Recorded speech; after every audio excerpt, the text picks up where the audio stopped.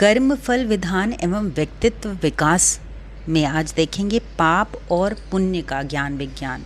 शेर, कुत्ते व गीदड़ अनेक जीवों की हत्या व भक्षण करते हैं। क्या उनको पाप लगता है?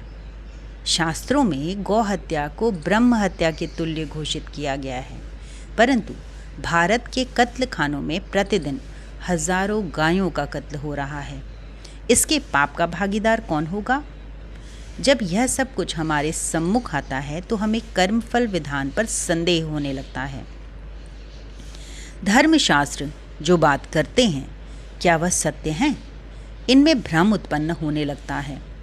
बुद्धि के सतुगुणी होते होते जब मानव में प्रज्ञा का विकास होता है, तभी कर्म फल विधान का रहस्य स्पष्ट होता है। इससे पूर्व इस सिद्धांत को समझ पाना बड़ा कठिन है। यह ज्ञान इंद्रिय गम्य नहीं है, बहुत सूक्ष्म है। एक बालक यदि बिजली के नंगे तार को छू दे तो उसको तेज करंट लगेगा।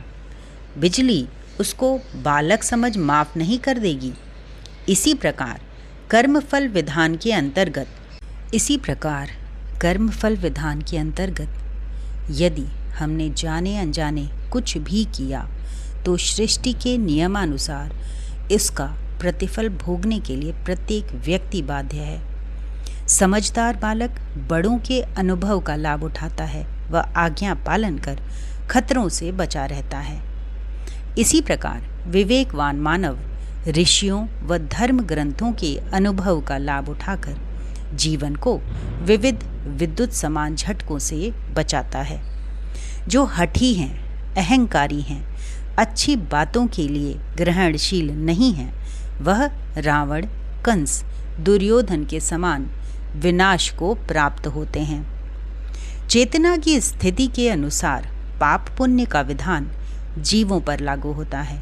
जो मानव उच्च चेतना के हैं, वो यदि निस्वार्थ कर्म नहीं करते हैं तो वे पाप के भागीदार बनते हैं, परंतु निम्न चेतना के मजदूर आदि के लिए अपना व परिवार का भरण पोषण ही पर्याप्त है। परंतु यदि ऋषि मुनि योगी स्तर की आत्माएं स्वार्थ व भोग में लिप्त होती हैं तो उनकी दुर्दशा निश्चित है। इस विज्ञान व विधान को शब्दों में पूरी तरह वर्णित कर पाना बड़ा ही कठिन कार्य है। यदि किसी को इस संदर्भ में कुछ भी शंका समाधान चाहिए तो लेखक अपनी सामर्थ्यानुसार उसके लिए प्रस्तुत हैं। कठिनाई यह है कि पशु योनियों से मानव योनि में आया प्राणी वैसा जीवन नहीं जी सकता। उसे मानवीय गरिमा के अनुरूप ही जीवन का निर्माण करना होगा। यदि ऐसा नहीं करेगा तो उसका फल उसको विविध समस्याओं एवं दुखों के रूप में भुगतना होगा। इसके लिए उसको अपने गलत संस्कारों के विरुद्ध संघर्ष करना होगा। जो साधक हैं वो उच्च चेतना वर्ग में आते हैं तथा सामान्य मानव की भांति जीवन नहीं जी सकते। उनको सामान्य मानव से उच्च स्तर का जीवन जीना होगा। मोह बंधनों से ऊपर उठकर विराट विश्व के परमात्म रूप मानकर उसकी सेवा के लिए, मार्गदर्शन के लिए स्वयं को प्रस्तुत करना होगा। साधक वर्ग जन सामान्य की नकल करके यदि वैसा स्वार्थ व भोगपूर्ण जीवन स्वीकार करता है तो जल्द ही वह गंदगी के दलदल में फंसकर आसुरी शक्तियों का गुलाम बन जाएगा। इसके बाद उसकी दुर्गति की कल्पना नहीं की जा सकती। लोग कुत्ते की मौत बदतर मानते हैं, परंतु जब उच्च चेतना प्राप्त व्यक्ति की ऊर्जा में असंतुलन पैदा होता है तो वह कठिन मनोरोगों के दौर से गुजरकर भयानक पीड़ा भोगता है। अतः जो जिस वर्ग से संबंधित है वैसा ही जीवन जिए। आत्मा की पुकार मानव को यह निर्देश करती है कि उसको किस प्रकार का जीवन जीना है।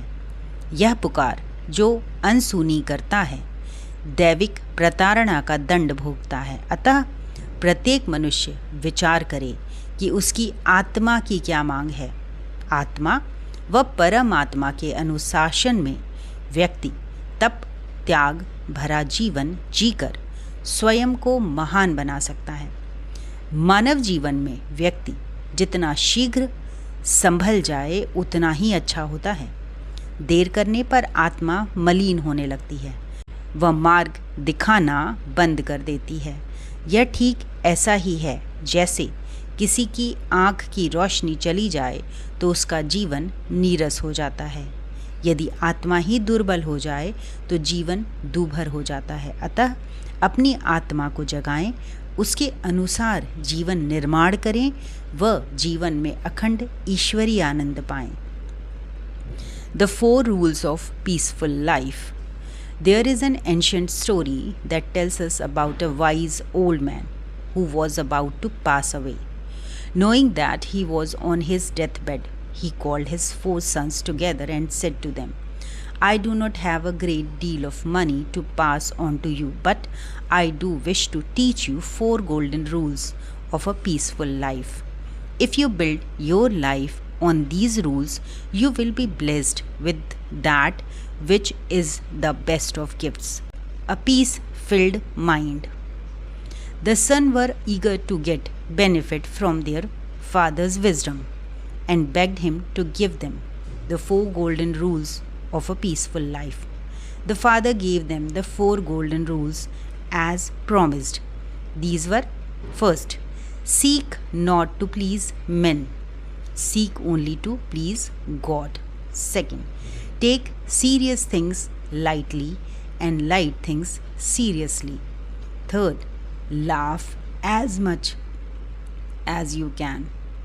Fourth and the last is cultivate the spirit of acceptance.